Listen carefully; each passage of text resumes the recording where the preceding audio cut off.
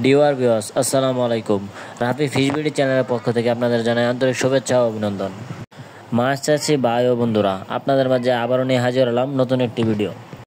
So viewers, আজকে আপনাদের মাঝে আলোচনা করব উন্নত মানের হাইব্রিড মাগুর মাছ চাষ সম্পর্কে।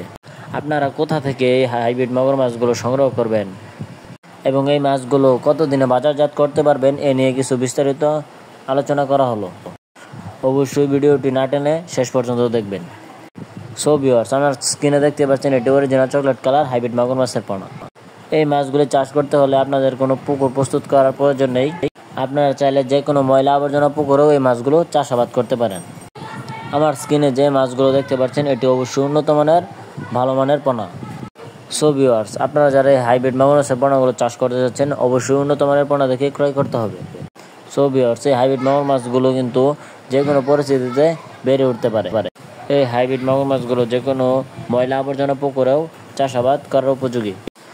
আপনারা যারা এই হাইব্রিড মাগুর মাছগুলো সংগ্রহ করতে চান অবশ্যই আমাদের স্ক্রিনে দেওয়া নম্বরে যোগাযোগ করে মাছগুলো সংগ্রহ করতে পারেন।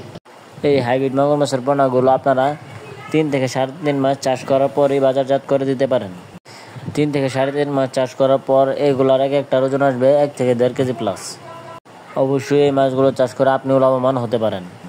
এই মাছগুলো আমরা সারা বাংলাদেশে 64 জেলায় হোম ডেলিভারি দিয়ে থাকি।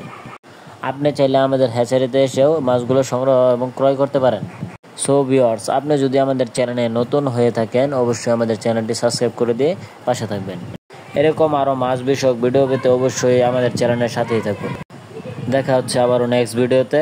ভালো থাকবেন, সুস্থ থাকবেন। আল্লাহ হাফেজ।